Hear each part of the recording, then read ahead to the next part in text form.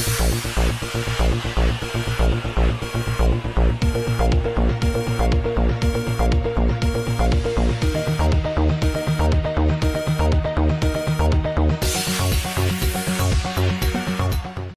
completely true. But I don't know why did he stop at not blaming the Prime Minister himself. So it is the Prime Minister who is leading this government. And secondly, not only Mr. Yashwant Sinha, but even Mr. Subramanian Swamy has said that the economy is heading towards depression. Then you have this, one of the core supporters of RSS, Guru Murthy, also criticizing that the economy is going to sink.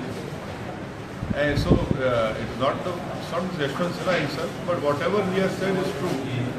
And it is the responsibility now lies with the Prime Minister himself that because of his wrong policies, the economy is going down, and you have all private sector important people saying that the economy is doing very bad, the private sector cannot grow in next 2 years, the construction industry is down, exports, the government does not have money to pay 65,000 crores back to exporters.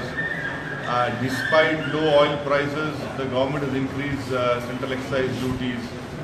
So every sphere of economic activity is in doldrums, and the responsibility solely lies with the Honorable Prime Minister.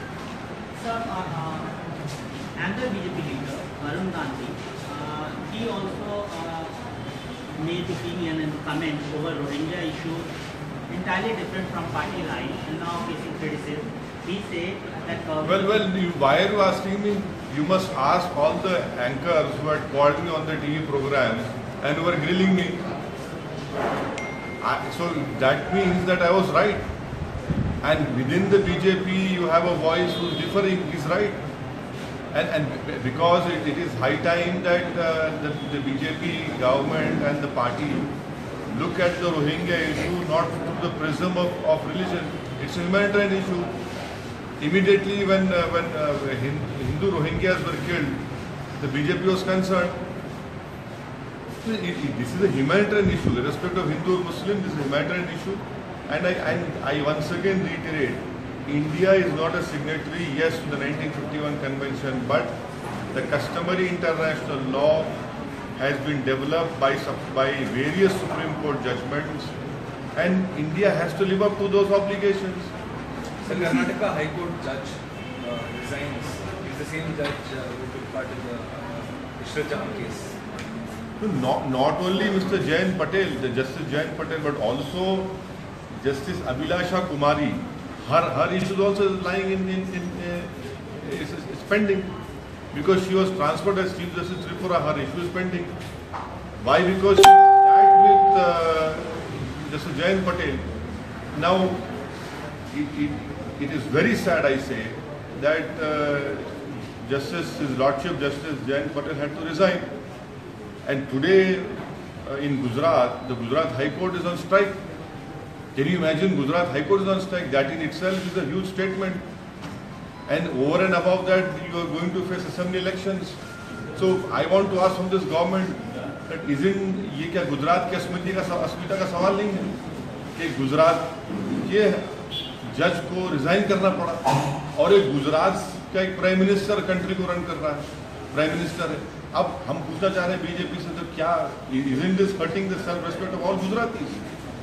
Sir, you think earlier also you had mentioned that several of SIT officials and whoever investigated or part of the investigation of Gujarat who had given different posts and portfolios who favored or gave favorable decisions or investigative reports in this case. So you think Government of India, particularly the BJP, is targeting all those who opposed or who gave different kind of opinion on Gujarat? Well, one is an ambassador. All are getting important posts. They are getting important posts. It is the media which is reporting. Why me? The media has reported very clearly that all of them are being bestowed upon.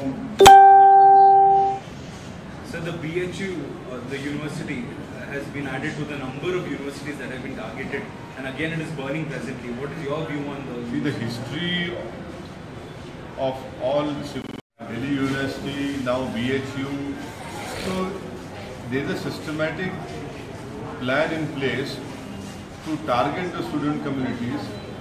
But I am really thankful that the students are not succumbing to these pressure tactics, and they are rising up, which rightfully they have all the right to raise these issues.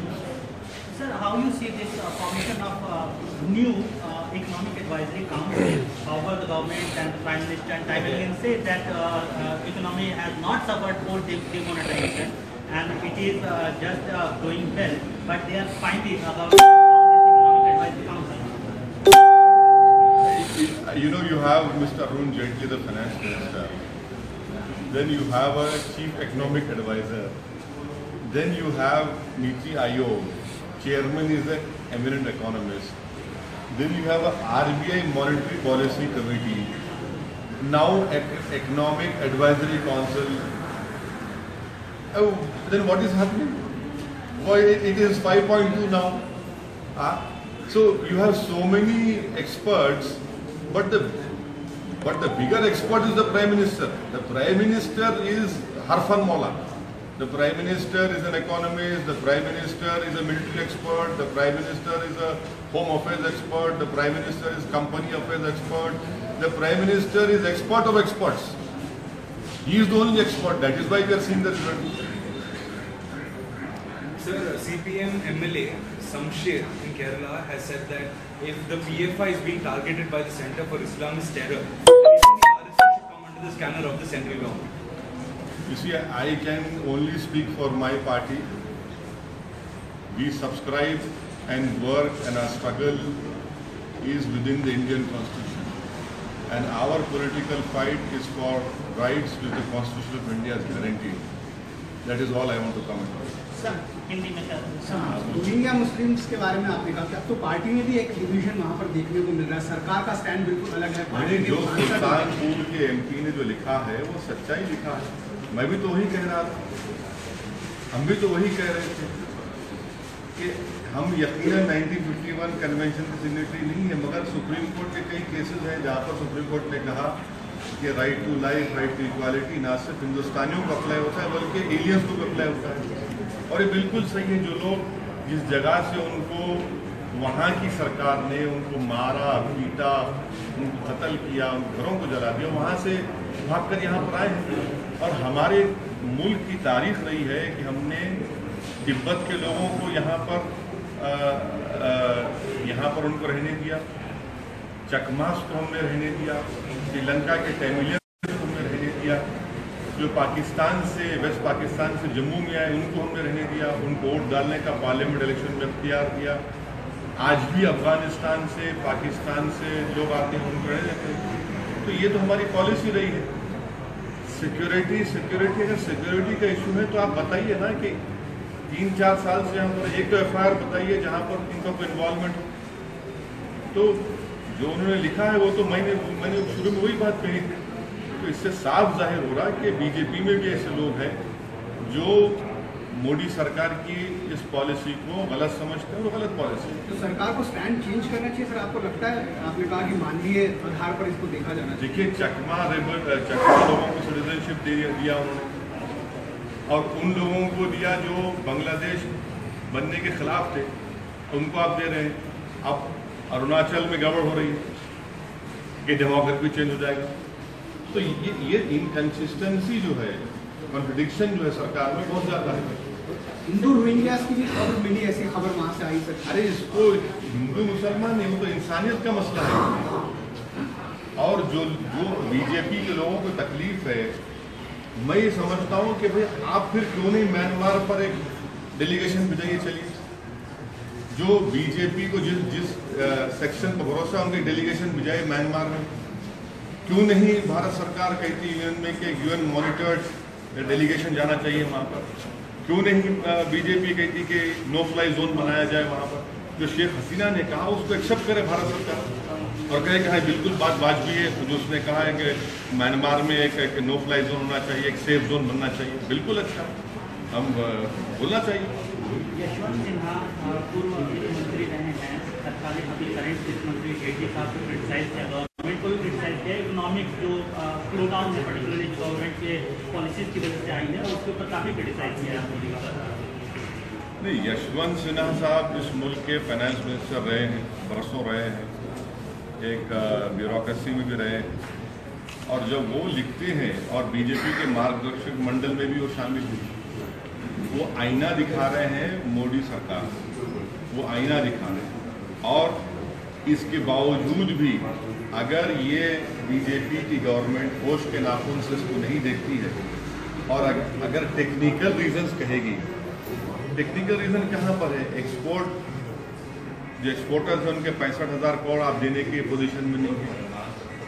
Construction industry down है, small medium enterprises बंद हो गए हैं, informal sector पूरा खत्म हो चुका है, नौजवानों को नौकरियां नहीं है। आखिर कौन से ख्वाब दिखाना चाह रहे हैं मोदी साहब? कौन से ख्वाब बेच रहे हैं देश को? बर्बाद हो चुकी इकोनॉमी पूरा। डिमोनेटाइजेशन की जब मैंने बात कही तो उसको ले जाकर मुसलमानों से जोड़ दिया। अब बताइए डिमोनेटाइजेशन से क्या हो रहा है?